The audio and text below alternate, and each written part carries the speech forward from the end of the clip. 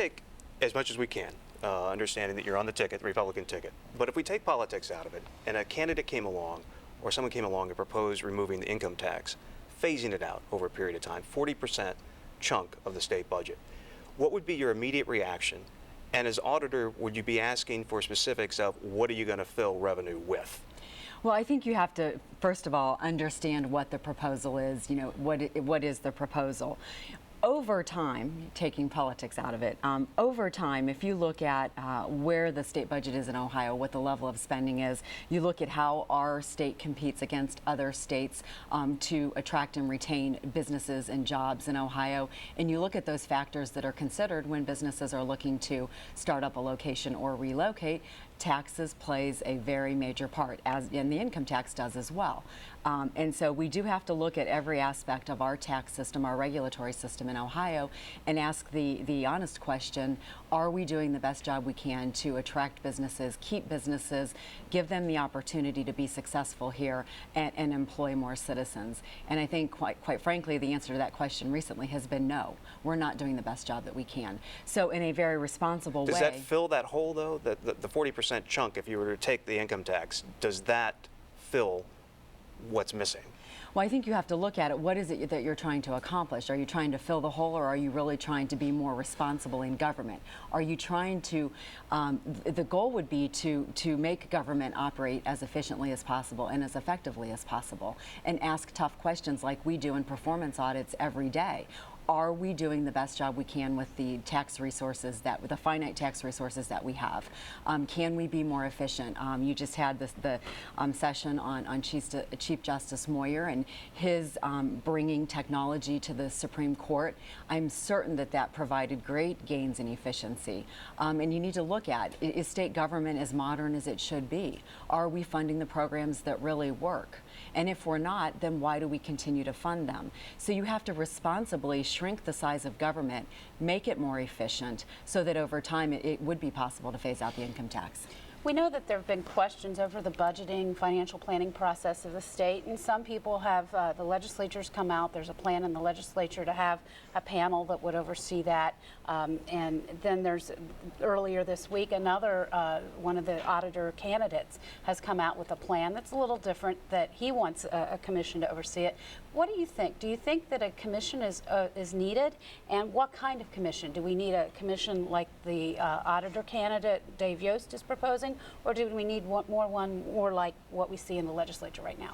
You know, I think clearly the fact that we're having this discussion today, that there is a proposal out there, the legislature is working on this issue, I think it clearly reflects the problems that the current administration has had projecting revenues, which is a very important part of budgeting. You have to know what your revenues are. You have to be able to somewhat accurately predict what you expect future revenues to be to pass a balanced budget and a budget that's responsible. So I think it clearly shines the light on a major problem.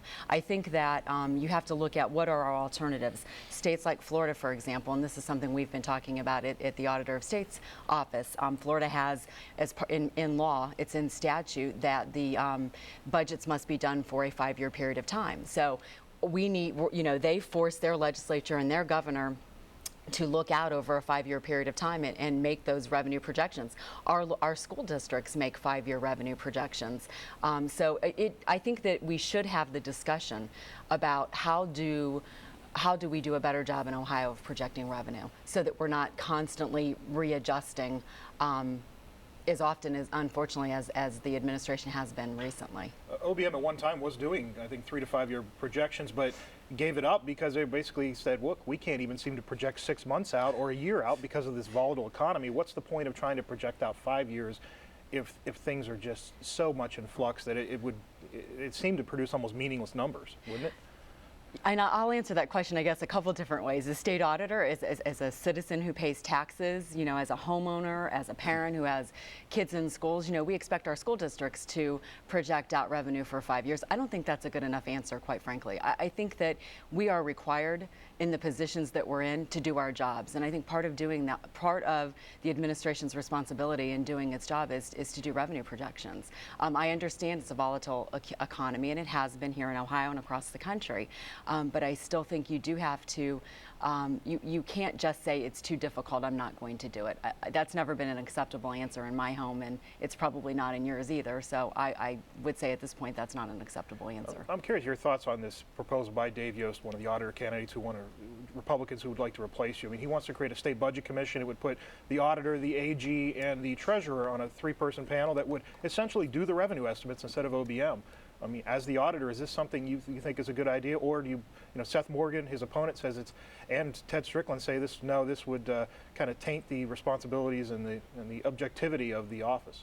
Well, you know, first of all, as again, sitting currently as the state auditor, we would look at any legislation, anything that's going to move through the legislature, and we would ask the first question: what impact does this have on the auditor of state and the independence that we must maintain in order to do audits? We certainly, depending on what the legislature would pass, it could potentially create a conflict of interest or an independence problem for the state auditor, and we're always very concerned about that. Also, our government auditing standards, though, kind of anticipated that that might be the case. State legislatures ask auditors, treasurers, attorney generals to do things all the time, and our auditing standards do indicate that where there is a statutory requirement for the auditor of state to perform a certain duty, there's appropriate disclosure and financial statements, so the audit could continue and would continue with the independence that's necessary. So is Morgan right or is Yost right? Let me put you on the hot seat. I knew you were going to ask that question. We had a 10-minute discussion last night when I'm specifically asked who's right.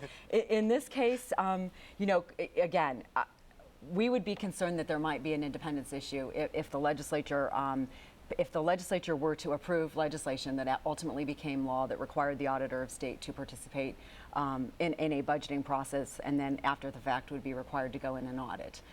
So we certainly would be concerned that there might be an independence issue. So Morgan makes a good case. But on the other side, our don't do that to me. on the other side, our government auditing standards contemplated that. Right.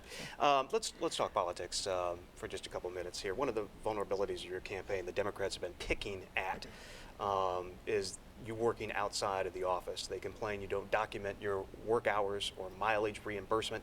How do you answer these complaints that keep coming up, at least from the Democratic Party, and probably will be prevalent during the fall campaign?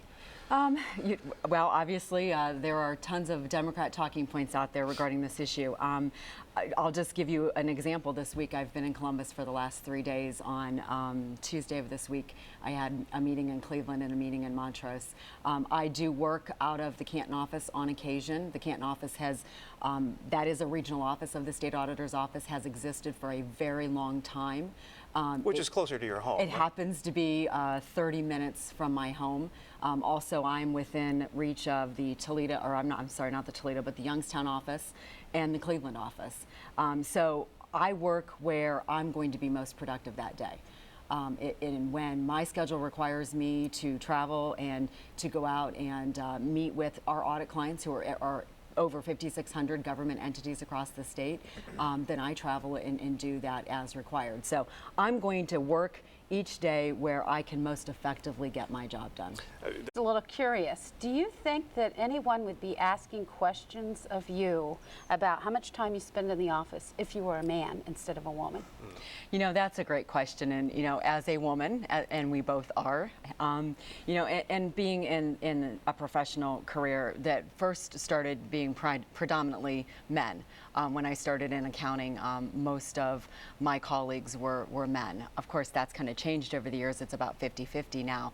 You know, and always you know, you can sit back and say, gee, is that an issue because I'm a woman? Would that issue exist if I were a man?